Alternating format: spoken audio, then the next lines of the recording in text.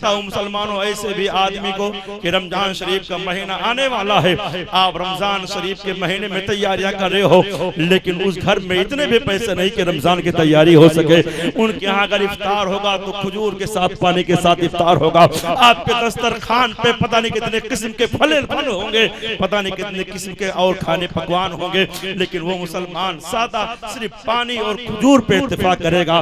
खास तौर से रमजान शरीफ के मौके पर मुसलमानों आप जरूर इस बात का ख्याल रखें कि हमारे पड़ोस में कोई ऐसा मुसलमान तो नहीं है जिसके घर की ये हालत है। अगर आप इस चीज का ख्याल रखेंगे इंशाअल्लाह कोई ना कोई किसी न किसी का पड़ोसी है, आपका कोई पड़ोसी रमजान शरीफ के महीने पर परेशान नहीं हो। हमें और आपको कहीं इस चीज का कहीं कोई भी ना किसी की फिक्र होनी चाहिए, ना किसी का लिहाज होना चाहिए। जब बात आ जाए ना मुझसे रिसालत की, जब बात आ जाए अजमत रसूल की, इसलिए नबी कौनैन की अजमत, नबी कौनैन का इश्क ये सबको नहीं मिलता है। याद रखिए जिसके लिए जन्नत का रास्ता आसान होता है उसी के सीने में इसके मुस्तफा होता है। नबी कौनैन अलैहिस्सलाम की मोहब्बत ये बहुत बड़ी दौलत, बहुत बड़ा सरमाया, और हमें और आपको तो नाज करना चाहिए कि आपको ये सरमाया ये खानदानी मिला है। इसलिए आप कहीं भी कह सकते हो कि मेरा बाप भी नबी का वफादार, मेरा दादा भी नबी का वफादार, मैं भी नबी का वफादार, मेरा खानदान नबी का वफादार। हमारे दानेपुर इलाके में बहुत से ऐसे हैं जिनके बाप दादा ठीक ठाक थे और वो लोग दूसरे रास्ते पे चले गए और उसके बाद ये सोचते हैं कि हम ही सही हैं। उनके लिए सिर्फ इतना कहना है कि या तो तुम्हारा बाप सही है तो तुम सही हो, या तो तुम्हारा दादा सही या तुम सही हो।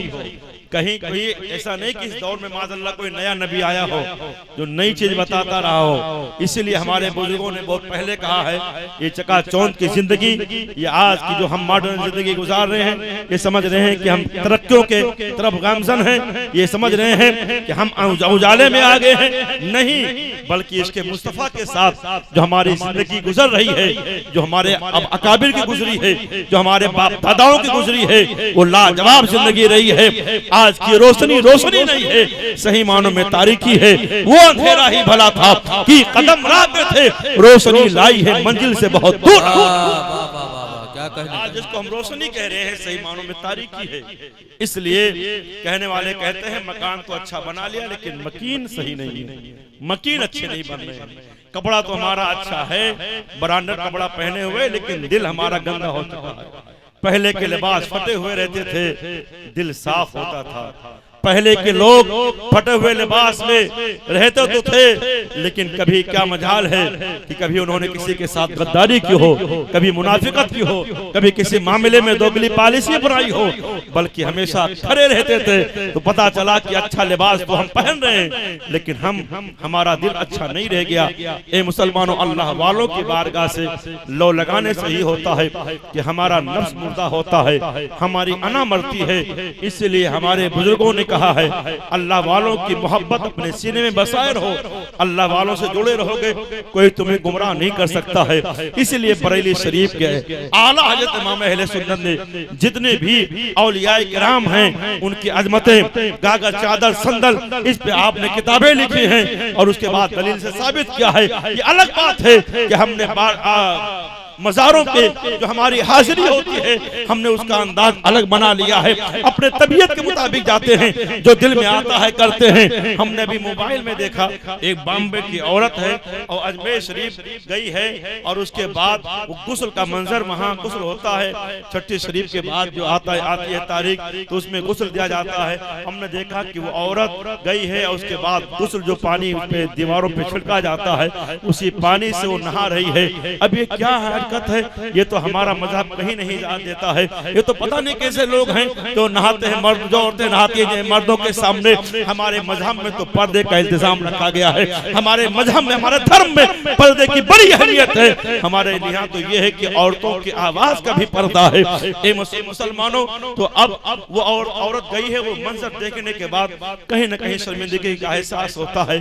क्या मिजाज बना लिया है, क्या मजाक बना लिया है, क्या ऐसा जहन बना लिया है इन लोगों ने खुराफात करने का। और उसके बाद कहते हैं हम ख्वाजा के दीवाने हैं, हमारे से पाक के दीवाने हैं। अरे पहले दीवानगी समझो तो सही, दीवानगी इसका नाम नहीं है, दीवानगी इसका नाम है जो ख्वाजा अजमेरी ने मिशन आम किया है, उस मिशन पे हम चलते रहे। जो सरकार सईद सलार मसूद गाजी ने मिशन आम किया है, उस पे हम चलते रहे। जो मखदूम सिमना ने मिशन आम किया है, उस पे हम चलते रहे। ए मुसलमानों, मिशन इसका नाम नहीं है कि उनके उर्स की जब तकरीबात आए तो हम डांस करें, हम नाचे, हमारी माँ बहनें नाचे।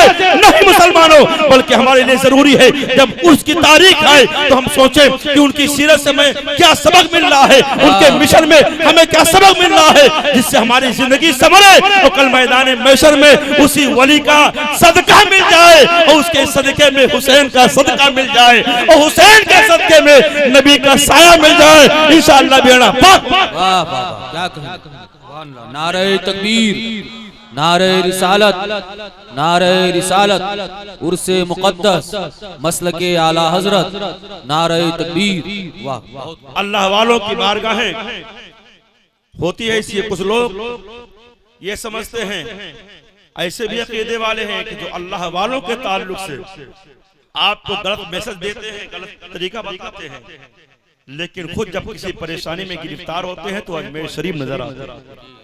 कहेंगे गरीब नवाज का लंगर ना जायज, लेकिन जब खाने की बात आ जाएगी सबसे पहले पहुंचे रहेंगे। इमामे जाफर सादिक का कूड़ा ना जायज, लेकिन जैसे ही खाने के लिए मिल जाए खाने के लिए फौरन टूट पड़ते हैं। सरकार गौसे पाक का लंगर ना जाए, सैयद सालार मसूद गाजी का कूड़ा ना जाए, वो कंदूरी ना जाए, लेकिन हम देखते हैं दानेपुर में दावत नहीं देते हैं तब भी खाने के लिए पहुंच जाते हैं और कहते हैं ना जाए।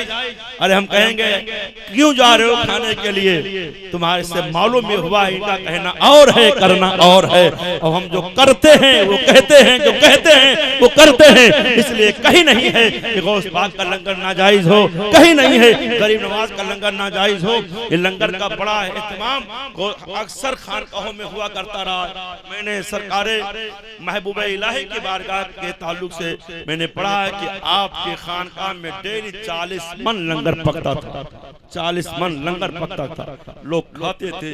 उसी महबूब इलाही के पीरो मुर्शिद आपके सरकार ख्वाजा फरीदुद्दीन गंज शकर, इनके खलीफा है महबूब इलाही। बात आ गई सुन लीजिए अल्लाह वाले की। कुछ लोग कहते हैं ना कि अरे बस हमारी तरह ये है वो है, लेकिन अल्लाह वालों की अजमत देखिए मुसलमान। ख्वाजा फरीदुद्दीन गंज शकर रहमतुल्लाह अलैह एक बार आपके यहाँ लंगर आम रहता, हाजतमंद जाते थे, फिर अपनी बात रखते थे, आप करम फरमाते और उसके बाद उनकी मुश्किलें दूर हो जाती। खुद जेबे खास से आप उन लोगों की मदद क्या करते थे। अक्सर अल्लाह वालों की बारगाह में देखा गया है जेबे खास से मदद क्या करते थे। आज तो पीरों का आलम यह है कि रिक्शा चलाने वाले मुरीद से भी नजारा वसूल कर लेता है और शर्म नहीं आती है कि इसके बच्चे इस पैसे से टाफिया खा लेते या इसके घर में सब्जी आ जाती। ये कतई तौर पर यकीनन उन्हें एहसास नहीं होता है कि ये जो रिक्शा चलाने वाला, ये मामूली आदमी ठेला लगाने वाला तो मुझे नजारा पेश कर रहा है, वो कहां से लाकर दे रहा है। एक बार एक साहब के यहाँ जाना हुआ, उसके बाद ये हुआ कि गए वहां तो हमने देखा गरीब आदमी है। मैंने पहले कह दिया था हमने कि भाई आएंगे लेकिन किसी चीज का इंतजाम ना कीजिएगा। बेचारे बहुत चूंकि जाना हुआ तो सोचे कि आते हैं लाओ आ रहे हैं तो कुछ अपनी तरफ से इंतजाम खरीदे। काफी मना करने के बाद भी वो आदमी इंतजाम किए हुए था। जब वहां पहुंचे तो खाने के लिए बहुत इसरार करने लगे। मैंने कहा खाना मना किया था आपसे, आप खाना बना लिए। कहा हजरत क्या करें, अब घर पे आना हुआ आपका, पहली बार आप आए तो घर वालों ने भी कहा खाने का इंतजाम तो होना चाहिए, वक्त भी है। तो हमने कहा मुनासिब नहीं है मेरा हाल। हमने कहा गरीब ने बनाया है खा लिया जाए। उसके बाद जब चलने लगा तो बेचारे नजारा पेश करने लगे। मेरे जहन में बात आई कि ये मुनासिब नहीं है, गरीब आदमी पता नहीं कहां से पैसा लाया हो। तो मैंने उनसे कहा कि भाई आप ये ना दीजिए, आप बस आपके घर आ गया खाना पेश कर दे, यही मेरे लिए काफी है। तो बहुत किए। तो एक साथ मोटरसाइकिल से हम लोग गए थे, तो जो मेरे साथ लड़का गया हुआ था मैंने उनके पैसे से 20 रुपया निकाल कर मैंने उनको दे दिया। हमने कहा बस आपका हो गया। खैरत तो दोबारा ही नहीं हो रहा था, बड़ी कोशिश की। ऐसा नहीं है कि ये चीज ऐसा नहीं है कि हम लोग कहीं लेते ही नहीं, लेकिन ये है कि हाल देख कर कि उसकी हालत कैसी है, कम से कम इतना तो हमें कहीं ना कहीं ख्याल रखना ही पड़ेगा। फिर मैंने उनको अलग बुला के पूछा, मैंने कहा आपके यहाँ घर की हालत तो इस तरह नहीं है कि आप इतना इंतजाम करते, जो नजराना आप दे रहे हो ये भी 1100 रुपया नगाना आप दे रहे हो, लेकिन मैं जो आपकी परेशानी महसूस कर रहा हूँ ये मेरे लिए कहीं ना कहीं ये ताज्जुब वाली बात है कि आप कैसे इतना इंतजाम कर लिए। तो वो उनकी आंखों में आंसू आ गए। हमने कहा ईमानदारी से बताइए पैसा आप कहाँ से लेकर आए हो? कहा गरीब आदमी, मैंने सोचा कि अब आप आ रहे हैं खाना बना ले, मुझे कोई कर्जा देने वाला भी नहीं मिला, मैंने ये पैसा फला आदमी से जो सूद पर पैसा दिया करता था बताया उससे पैसा लेकर आया हूँ। वो लेगा तो ठीक है वरना मुझे देना पड़ेगा। मैंने कहा ये कहीं ना कहीं मैं इस चीज में शामिल होता तो मुजरिम होता, इसीलिए मेरे दिल ने कहा कि मैं आपसे पूछ लूं, आप इतनी परेशानी में इस तरह खिदमत कर रहे हो ये कतई तौर पर मुनासिब नहीं है। मैंने आपको पहले कह दिया था। फिर वहीं से जहन में आया इस चीज का खास तौर से एहतियात अब किया जाना चाहिए, इसलिए कि गरीब आदमी पता नहीं कहां से पैसा लाकर एक आलिम की या एक किसी मेहमान की खिदमत कर रहा है। मुसलमानों, गरीबों का दर्द हम लोग महसूस नहीं कर पाएंगे। जो आसानी में रहते हैं उन्हें अपने पड़ोसी के परेशानी का दर्द नहीं रहता है, उन्हें नहीं मालूम रहता कि मेरा पड़ोसी किस हाल में है। मैं जानता हूं मुसलमानों ऐसे भी आदमी को कि रमजान शरीफ का महीना आने वाला है, आप रमजान शरीफ के महीने में तैयारियां कर रहे हो, लेकिन उस घर में इतने भी पैसे नहीं कि रमजान की तैयारी हो सके। उनके यहाँ अगर इफ्तार होगा तो खजूर के साथ पानी के साथ इफ्तार होगा। आपके दस्तरखान पे पता नहीं कितने किस्म के फल होंगे, पता नहीं कितने किस्म के और खाने पकवान होंगे, लेकिन वो मुसलमान सादा सिर्फ पानी और खजूर पे इत्तेफाक करेगा।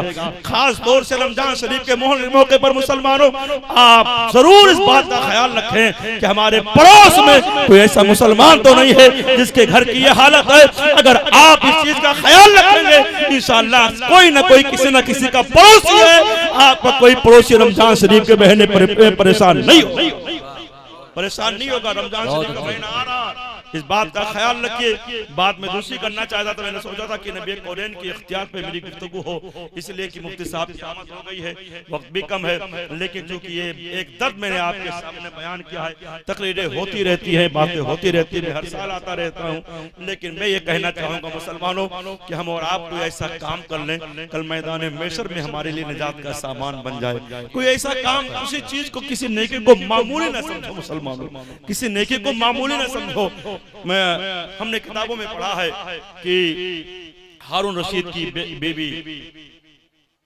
जुबैदा, ये वो जुबैदा हैं जो अल्लाह वालों से बड़ी मोहब्बत करती थी। बहलुल दाना का वाकया, मशहूर वाकया आपने सुना है। जो लोग हज के लिए गए या उम्रा